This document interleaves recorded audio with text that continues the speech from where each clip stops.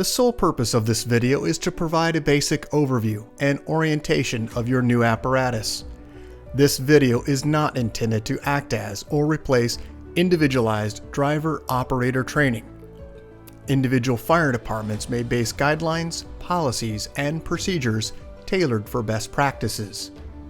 Pierce Manufacturing and Hughes Fire Equipment representatives are not liable for injuries caused from acts resulting from actions inconsistent with the information provided within this video and/or accompanying manuals.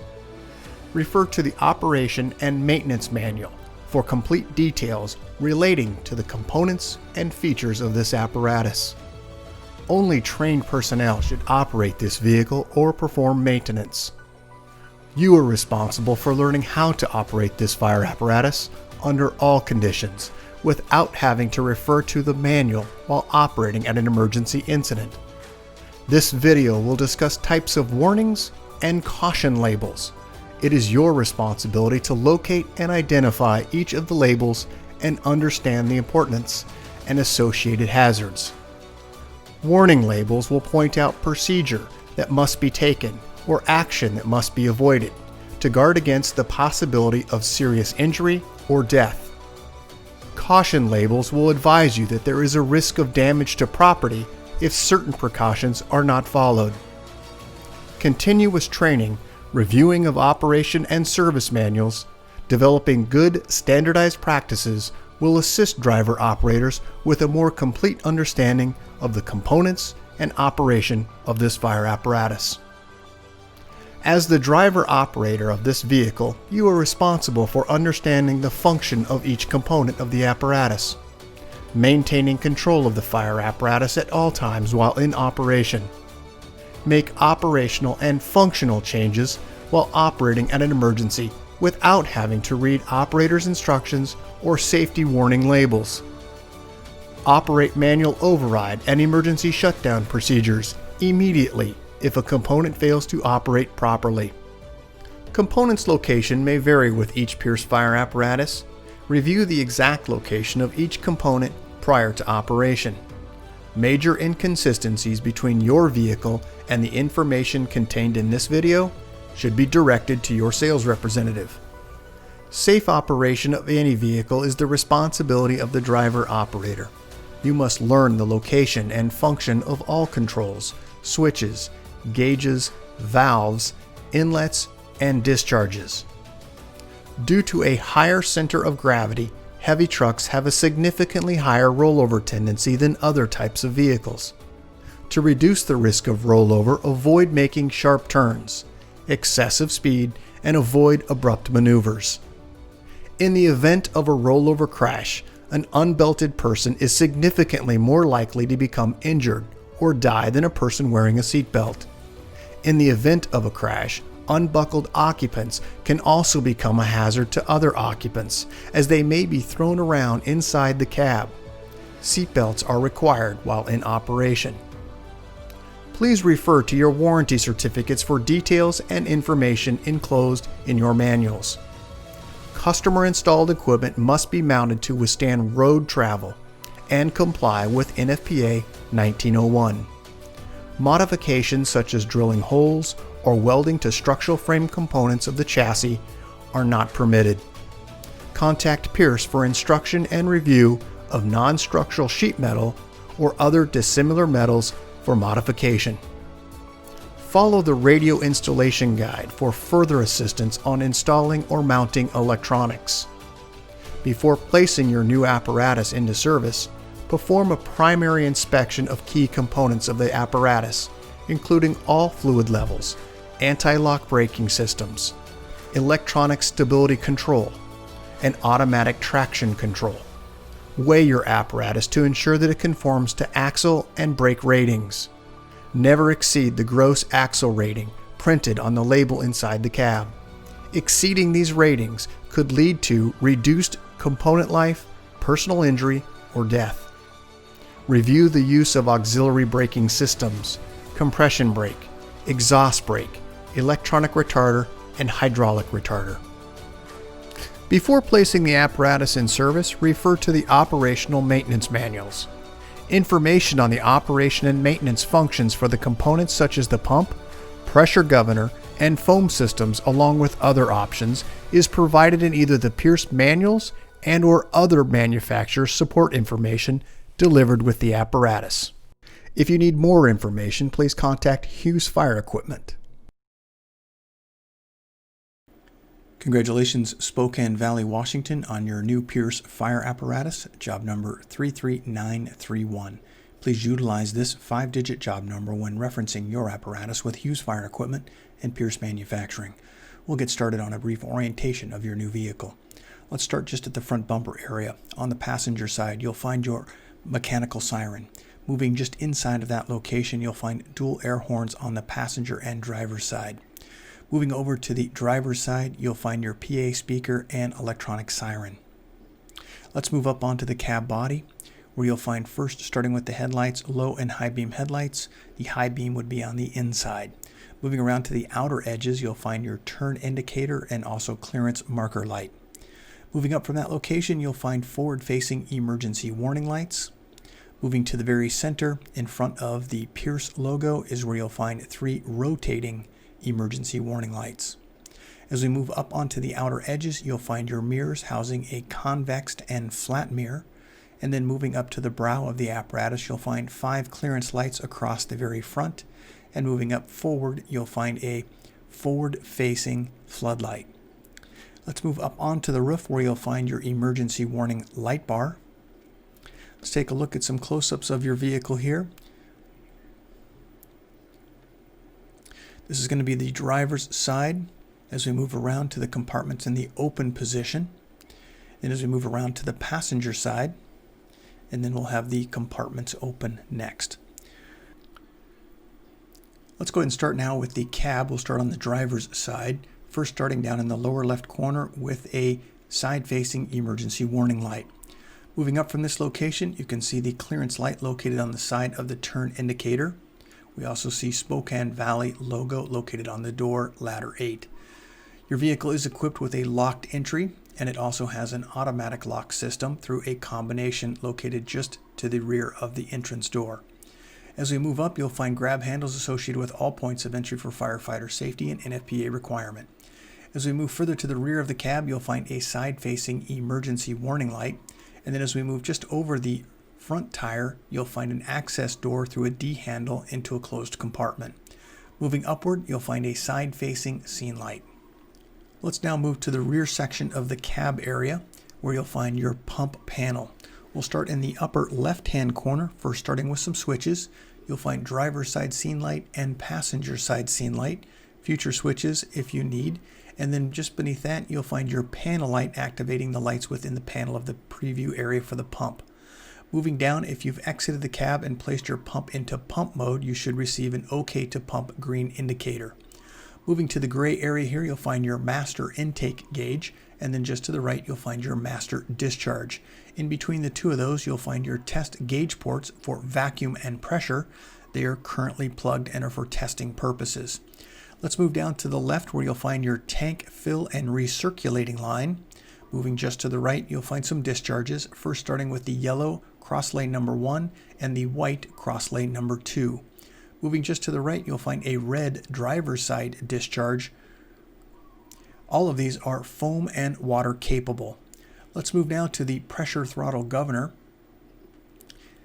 Moving further to the right, you'll find your Foam Pro. And then up in the very top section, you'll find a audible alarm. This allows you to dampen the sound of any audible alarms by simply turning the outer edge of the bezel.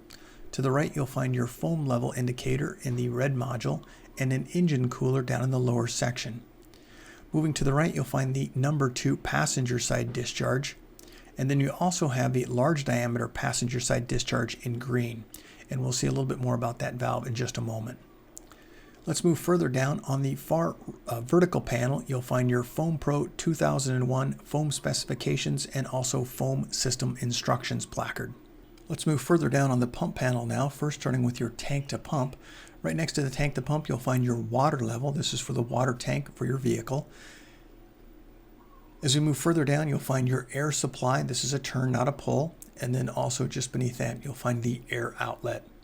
We do have a danger warning label here. This is for electrocution hazard. Because of your aerial being a device that moves into the air, there is the possibility of electrocution, and that's why we have this placard here. Moving just to the right, you'll find your Pierce American Flag Eagle cap. This is your large diameter pump intake. Let's move just to the right from this location where we'll find your fire pump primer. It is a push to prime. We do have operating instructions just beneath that. For enhanced priming, make sure you're at least at 1,000 RPMs for best practices. Moving to the right, you'll find your test gauge placard. We'll go over that in just a moment for the 150, 200, and 250 test pressures. And then to the right, you can see in the valve wheel a 12:1 ratio for open and close. Moving downward, you'll find the number 1 driver's side discharge. It's a 2.5-inch male outlet. And then to the right, you'll find a pressure hazard. Because caps may be under pressure, be cautious when opening them. Let's go ahead and take a look at some additional warning labels here. Only trained personnel should operate this piece of equipment, and that's what this placard is for. You'll also find just beneath that all of your color-coded discharge drains that are also labeled. As we move to the right side of the pump panel, you'll find your driver's side auxiliary inlet. It is a 2.5-inch female inlet. And just to the right, you'll find your pump drain. Moving further down, you'll find your manual pump shift with instructions and a caution indicator. Let's move back up to the upper left-hand corner where you'll find above the pump panel your number 1 crosslay and number 2 crosslay. They are both water and foam capable. From this location, let's go back to the placard we talked about. This has your job number on it, 33931. It also has pump test pressures for 150, 200, and 250 psi. The associated GPM is on the left-hand side that is recorded, and also on the right-hand side you'll find the recorded RPM. It does have a governed speed of 2,130 RPMs. Also, you'll find the Watrous plaque indicating the type of pump and also the capacity, 1,500 GPM. We're now into the passenger side. We'll go ahead and go over the pump panel within this area, starting in the upper left-hand corner. We do have a warning label placed in the upper left-hand corner. This is going to be for an entanglement hazard because of those lines coming from above. Just down from that, you'll find the green large diameter passenger side discharge, and then you'll also find next to it a 2.5-inch discharge for the passenger side. To the right, you'll find your cab lift module. There are instructions for lifting the cab and also lowering the cab. Be cautious when lifting your cab for overhead obstructions and any loose items that may be in the cab. We do have 2 access panels for gaining access behind the pump panel. In addition, with a warning label, the caps may be under pressure and be cautious when opening them. Down in the lower left corner, you'll find your discharge drains. Let's go ahead and go upward from this location where you'll find the number 2 and number 1 crosslay from left to right. You'll also find an 1.5-inch swivel discharge on the inside. Some close-ups here of the items that we just talked about. First, starting with your large diameter pump discharge, and then also your cab lift. You can see the instructions on the lower section. The red is the lower and raise, and the activate is on the lower left corner. Let's go ahead and take a look inside the top section here where you'll find your foam level. This is for operations and fill operation. As we move also inside, you'll find the foam tank drain. Let's go ahead and move now to the driver's side area where you'll find affixed to the door panel all of your safety and warning labels, in addition with a reflective band at the very bottom. Let's move down into the step well. First, there is a light within this area, and then also you'll find your air inlet. Moving just to the right, you'll find 2 auto eject plugs. First, starting on the left, the 20 amp shoreline auto eject, and then on the right side, you'll find a 20 amp engine heater auto eject plug. Let's move up into the cab area where you'll find your battery voltage. When plugged into shore power, this device will activate, maintaining your batteries. Moving just to the left at about the right ankle of the operator, we do have some warning labels. In addition, with this placard, manufactured from Pierce for your department. This has the date of manufacture, 5-digit job number, gross vehicle weight rating, cold tire inflation, VIN number, and also all the fluid capacities for the device, fluid capacity type. Let's move now to the floorboard where you'll find your brake treadle and also accelerator, and to the left you'll find a foot pedal for your mechanical siren. Moving up to about the left knee of the operator, you'll find your master battery switch. It's the red quarter turn. Moving downward, we have a few switches here. First, starting on the left with the regen inhibit switch, and then moving to the right, you'll find your ABS diagnostic switch. Moving further to the right for your maintenance personnel, we do have an engine diagnostic ABS port and also transmission. Moving further to the right, you'll find a display port. And as we move down to the next section, you'll find all the way to the very far left your DPF regen switch, an engine diagnostic switch, and then to the right, which is currently covered, a tech module port. Let's go ahead and move upward from this location. Once again, about the left knee of the operator. We'll start with your pump shift. This is going to be instructions here for road to pump 1 through 5, and then also from pump to road 1 through 4. You do have to pull the yellow collar upward toward the end of the lever to engage the mechanism. Moving just to the left, you'll find 2 indicators, pump engaged and OK to pump for pump operations. Let's now move to the right side of the steering column where you'll find 2 buttons. First, the Tillerman Shift Inhibit Override switch, and also the Tillerman Alarm Override switch. Let's now take a look at the dash panel. We'll start on the left-hand side. The red is going to be your hazard lights. Moving downward is where you'll find the start and ignition switch on the lower side. Let's move just inside of that location where you'll find a switch labeled EM, which stands for Emergency Master. This will activate and deactivate all of your emergency lights with one button. Moving just inside of that location, you'll find the headlight switch, and moving further to the right, you'll find a switch labeled Panel that does have increase or decrease. This allows you to brighten or dim the lights within the preview of the driver. Let's move all the way to the right side of the steering column where you'll find your OK to engage the high idle and high idle indicator light. Moving up now to the dash cluster, starting on the left, you'll find your transmission oil DEF level and water temperature. Moving to the right, you'll find your volts, fuel, front and rear air. Speedometer and tachometer are located in the center. Diagnostic information will display above and also below the speedometer. Let's move just to the right of the steering cluster here, where you'll find your pull to apply your system parking brake and push to release. Just down from that location, you will find a jackknife warning light that does flash. And as we move just to the right of this location, you'll find 2 items. 1, a warning buzzer, 1 stop, 2 go, and 3 back up, and also an audible alarm. The audible alarm does have a bezel around the outer edge to allow you to brighten or dampen the sound. Moving just to the right, you'll find your Pierce command zone. A tremendous amount of information is right here at your fingertips. Please see your owner's manual for more information on this. As we move further down, you'll find your Allison transmission pad with a digital readout and an indication here that to pump in drive. Let's take a look at the switches here on the right-hand side where you'll find your tire change, which is a protected switch, also your off-road traction, engine brake on and off, a setting switch for that engine for low, medium, and high, and also your mirror heat. As we look down just beneath that, you'll find a caution indicator regarding those tire change, not to exceed 25 miles per hour. Also just to the right, you'll find a warning label, always engage your parking brake and run engine when using front wheel lock.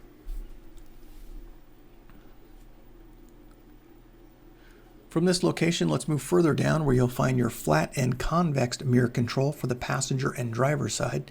As we look to the center console, starting at the very top, you'll find your scene lights, driver side scene, front scene, passenger side scene, and also a siren brake. We do have some future switch locations and also a perimeter light.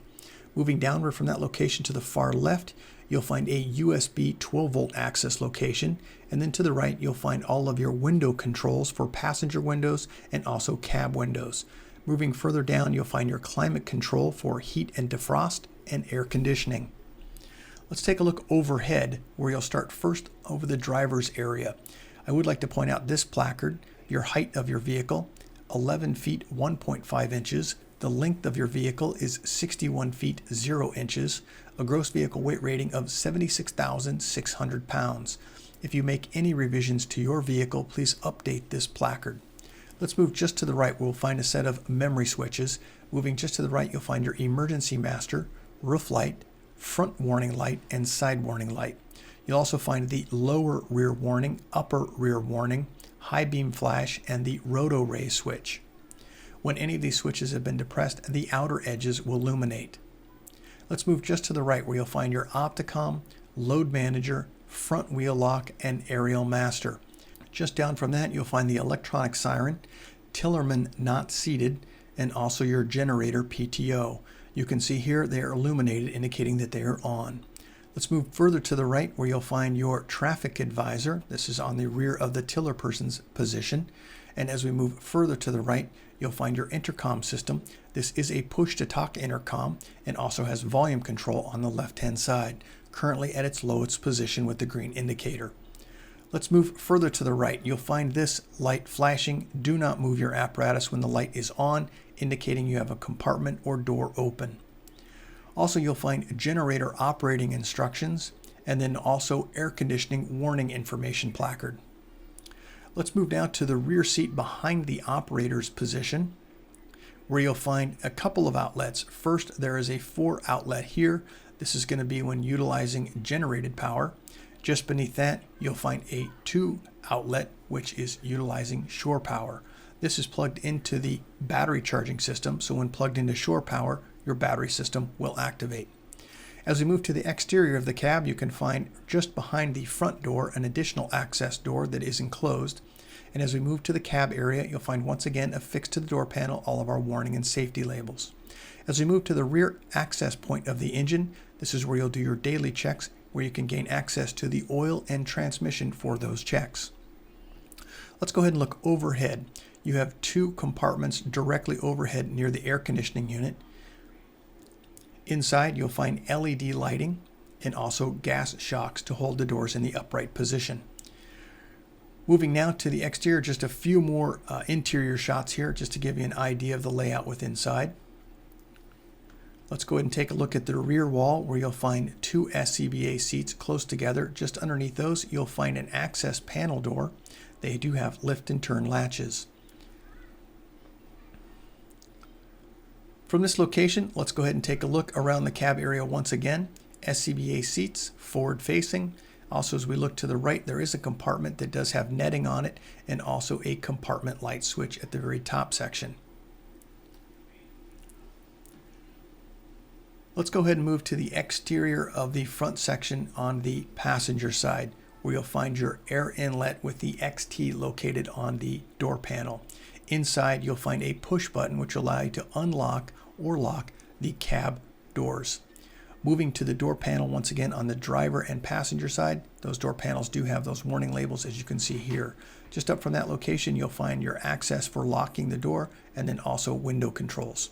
Moving to the A-pillar, you'll find your windshield wiper fluid add location, and as we move down to the floor, you'll find a foot pedal for your mechanical siren. Let's go ahead and move up from this location. Directly in front of the officer seated position, you'll find a glove box. And then let's go ahead and take a look at from the perspective of the officer seat overhead. We do have the speaker located here in the white bracket and also the control module for that intercom. As we move to the very center, you'll find your do not move your apparatus light illuminating red, indicating that you have a compartment or door open. Let's move from this location to the forward position of the console where you'll find your vehicle data recorder port. And then let's go ahead and move to the exterior where you'll find your blue DEF. This is going to be a 9 US gallon tank. It is the blue cap. Let's move now to the fifth wheel area where we'll identify a few warning labels here. This is a direct pull warning. Do not pull upward.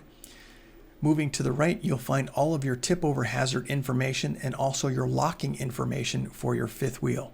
Moving down, we do have a crush hazard indicator here regarding danger because of the moving hydraulic items. Moving just to the right, you'll find a warning label here. Only trained personnel should operate this piece of equipment and only after they've had proper training. We also have a driver's side latch which must be released before moving to the free position.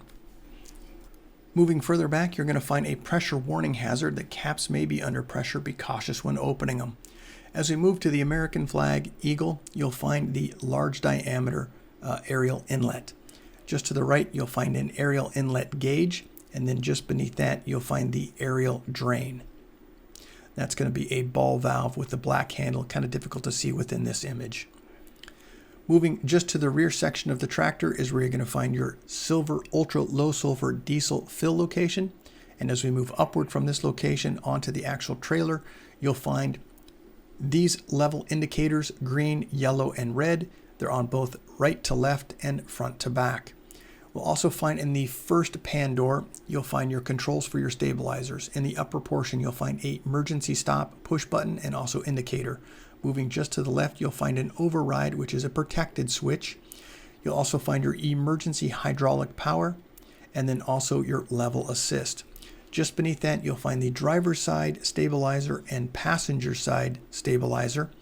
They do have indicators for exterior movement, moving away from the truck, and then also downward. You will need 2 green indicators with those stabilizers for normal aerial operations. Also, as we look down to the lower section of the door, you'll find a warning label here regarding aerial stability hazard.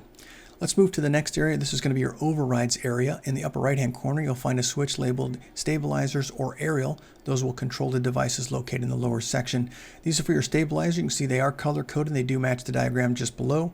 We do have a danger because of the high pressure hazard within this area, and also a warning regarding tip-over hazard or failure. Let's move directly up from this location where you'll find your cord reel. This is a 200-foot electrical cord reel. Let's move just down to the right where you'll find the push button for the reel rewind. As we move down to the stabilizer, you'll find this warning label regarding crush hazard, and then you'll also find an emergency warning light, and then just beneath that you'll find a danger regarding electrocution hazard because of that aerial device being in the air. Let's move down and take a look inside some of those compartments. Let's first start with the first compartment and the electrical breaker boxes within this compartment. This is going to be the G1, which stands for generator power. And you can see that there are the breakers just beneath that. It also has an S1, which is right next to it for shore power. We do have a 10 kW Onan generator on your vehicle. As we move to the rear section, you'll find your Cummins Onan module information here regarding amps line 1 and amps line 2.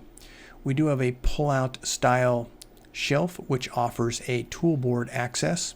As we move through the rest of the compartments, you'll find LED lighting inside. These happen to be pull-out and tilt-down shelves.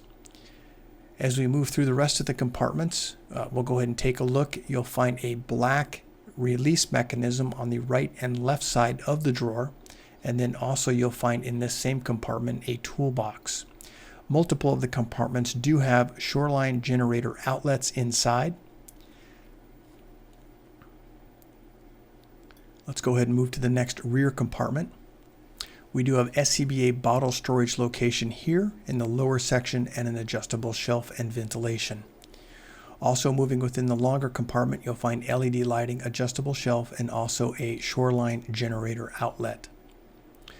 Let's move down to the upper compartment. You'll find a through compartment from one side to the other side of the vehicle. D handle allows you to open the door.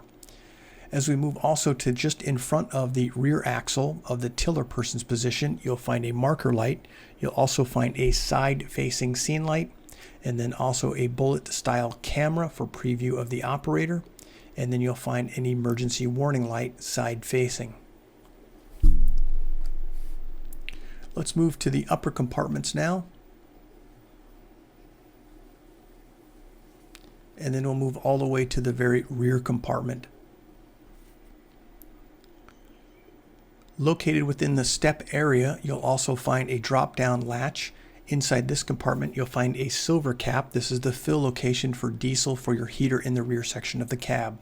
You'll also find directly behind the fill location your trailer ABS diagnostic port. As we move back to the fuel tank, you'll see the fuel level indicator just to the far right hand side, and then to the left you'll see the silver diesel fuel only cap. Let's move to the rear of the apparatus. On the passenger and driver side rear section, you'll find marker lights. Just inside of that, you'll find your tail lights housing the brake, turn, reverse, and emergency warning light. As we move all the way up to the very top section, you'll find a 360-degree emergency warning light. Just inside of that location, you'll find adjustable floodlights. And then directly in the center above the ladder 8 is where you'll find your traffic advisor. Moving just under the license plate or slightly above the license plate area, you'll find dual cameras. One is a general preview and the other is more of a specific targeted area. Moving up to the very top, you'll find a rear-facing scene light. Let's take a look. This is the rear floodlight activation switch. As we move just to the right, you'll find these warning labels near the attachment points. This is for direct pull only on the tow hooks. Also in the hose chute, you'll find an entanglement hazard warning label on the passenger and also on the driver's side. Because of those hoses coming out, there is the possibility of entanglement. Let's take a look at the warning label, anchor failure hazard. Once again, you can see the indications on the warning label. Just to the right, you'll also find a danger regarding electrocution hazard because of the equipment being not insulated. Also to the very far right, you should have a warning label here, a fall hazard. You should not ride on the vehicle while it's in motion. As we look to the rear compartment, this is your ladder storage location. Let's take a look at the ladders. You have a 35-foot 2-section, 20-foot roof, and a 35 2-section. To the right-hand side, you'll find a 10-foot folding, 16-foot roof, 14-foot 2-section, 24-foot 2-section, and an additional 24-foot 2-section. Let's go ahead and just underneath the access panel for your ladders is where you'll find a D handle gains access into the lower compartment. Let's move now to the tiller person's position. On the right and left side, you'll find side-facing scene lights in the upper corner. You'll also find a round fisheye style mirror rear-facing for the tiller person's position to see rearward. As we look to the steering column in the very center, you'll find your warning information here: 1 stop, 2 go, 3 back up on your buzzer. And as we move down, you'll find your turn indicator. Moving further down, you'll find a tilt and telescoping function for the steering column. In the center, you'll find your hazard light switch. As we move down to the left side of the operator, about the left knee, is where you'll find your fan controls. Moving all the way to the opposite side now, you'll find the volume control for your intercom system. And then down at the very base is where you'll find 2-foot pedals, which we'll go over those in just a moment. As we move to the steering column itself, down in the lower portion, you'll find a cable with a clevis pin on it. That will allow you to lock the steering wheel in a straight forward position. Here's some close-ups of the items that we just talked about. First, starting with the fan speed, low and high. Moving just to the left, you'll find your shift inhibit override foot pedal. As we move to the right-hand side, you'll find the warning buzzer: 1 stop, 2 go, 3 back up. Let's move up onto the dash area where you'll find your intercom system. Once again, this is passive, so it has volume control only. And then we do have a couple warning labels here on each side regarding the use of seatbelt, and also you can see your speaker for your intercom system. Looking overhead of the driving position, you'll find a push on and off red and white lens. You'll also find on the left-hand side your heater control. You'll also find in the left and right side the amber lights indicating turn indicators. As we look to the console in the center, you'll find light control. And as we move to the very center, you'll find the steering wheel center location for your wheels, left, center, and right. Moving further to the right, you'll find a wiper switch, step lights, jackknife warning, and ABS trailer lights. Moving further to the right, you'll find your system heat and cool. Moving now to the nozzle at the tip, automatic nozzle. You'll also find, as we move to the rear section, a wheel here regarding an open and close valve for that nozzle. And as we move just to the right in the image, you'll find your relief valve. Let's take a look at some of the ladder functions. First, I would like to point out there is the possibility of crush, and that's why we have this warning label here, because of those rungs and movement. You'll also find your waterway can be moved to a lower section on the fly. This is the device for that, which is controlled on the right-hand side of the ladder. You'll also find nozzle controls down in the lower section. Onto the left side, you're also going to find your warning labels here regarding operator attention required, and also tip over or hazard failure for structural. You have your controls here regarding extend, rotate right and left, up and down, and also some danger information here regarding electrocution hazard. We do have an intercom here. Once again, it's passive. Therefore, the volume control will be on the left, and on the right-hand side, we do have a convenience light.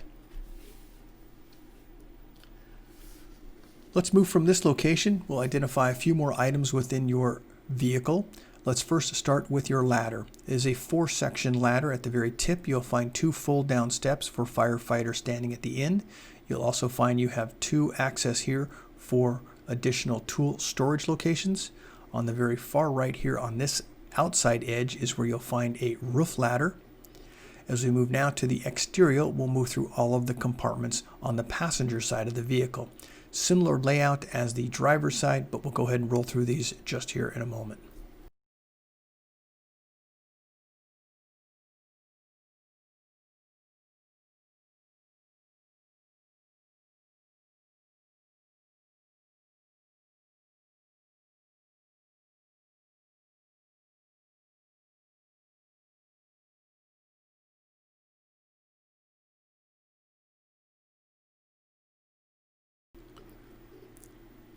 Let's go ahead and move down to the fifth wheel location where we'll identify some of the items within this area.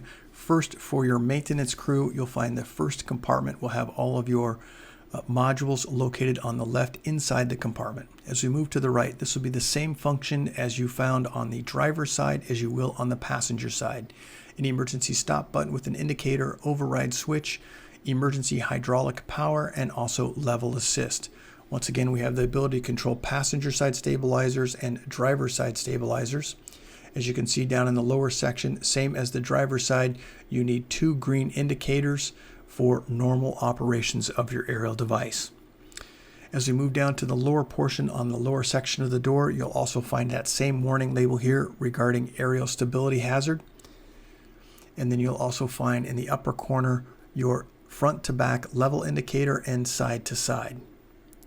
As we move to the fifth wheel operations, we'll find those 2 attachment points in front of and rear of, and we do have those warning labels here indicating direct pull only. You'll also find the Pierce logo American flag eagle is your large diameter intake for your aerial. And you'll also find a pressure warning hazard. Caps may be under pressure. Be cautious when opening them. As we move to the lower section, you'll find the ball valve. This is going to be your aerial drain. And then as we move to the upper right-hand corner, we do have some additional warning labels. I've got a close-up of this image, and I would like to share that with you. Let's move further down. Once again, only trained personnel should operate this piece of equipment and only after they received proper training. Down the lower section, you'll find the release mechanism and lock for your fifth wheel. Let's go ahead and take a look at that. This is the tip over hazard. You can see the locking indications here on this diagram. As we move down to the lower section, extremely hot diesel exhaust temperatures. Be cautious where you park your vehicle. As we move to the 4-section aerial ladder, we'll now move to the pedestal in itself. We'll talk a little bit about some of those items within that area. Let's first start with on the side when you open the console. We'll talk about some of the items here within the safety warning and NFPA requirements for placarding. We do have a fall restraint required and also a pinch or crush hazard warning label. As we look to the front section of the console, you'll find 2 doors. Inside those, you'll find first a calibration. This is going to be for your maintenance personnel only. As we move further down, you'll find your overrides. Let's move back now to the pedestal itself. These are the control stickers here underneath regarding the pull, push operations. As we move to the lid itself, you'll find your ascendant tiller. You'll find the specifications per NFPA on the right. You'll also find waterway information here regarding your waterway dry and all of its load capabilities, and also waterway charged load capabilities. As we move further down, you'll find monitor and nozzle positions and capabilities. And at the very bottom section, you'll find information here referring you to icing conditions, and see your owner's manual for more information on that. As we move to also on the covered area, you'll find warning and danger information. But let's go ahead and start now with the very front section with your intercom system. We have volume control on the left and also a push to talk on the right. As we move to the control module, you'll find a emergency stop button. It is a push button. And as we move to the right, you'll find ladder illumination. That is lights along the ladder rung area. You'll also find 2 switches, DC lights and AC lights activation. You'll find a protected switch here regarding your remote aerial control activation for getting power to the person at the tip. And you'll also find aerial speed, either normal or fast. And then also a switch here regarding emergency hydraulic power. To the right, you'll find your command zone information center. Once again, a tremendous amount of value within this chart. As we move to the nozzle control, you'll find a deployed or stowed indicator light, and then you'll also find nozzle control for stream and fog, lower and raise, and right and left. As we move to the right, you'll find your ladder control, requiring that you lift the collar before activation of the actual movement, whether it's extend, retract, right, left, or up or down. As we move to the ladder itself, you'll find an inclinometer from 0 to 80 or from 0 to 10 degrees negative. We also have a water fill location. On the foam fill location, we do have this warning label here regarding do not mix different brands or consistencies of foam for the possibility of foam failure. As we move to the front cab section, I would like to point out this is a non-walking surface, and that's why we have this warning label here. There is the possibility of slip because it being a slippery surface. As we move down to the rear section, you'll find a couple of access points here. First, as we look inside the access point, this is going to be your power steering fluid, fill location, and also sight gauge. As we move just to the right, you'll find the fill location for your hydraulic for your aerial device. On that door itself, it does have hydraulic oil. It has the oil type, ISO grade, and also normal ambient range. You can see it's a silver cap down in the lower portion. I would like to point out congratulations to you, Spokane Valley, Washington, on your new Pierce fire apparatus aerial device. If you have any questions regarding the content of this video or any questions regarding your apparatus, please contact your Hughes Fire sales representative. Thank you and congratulations.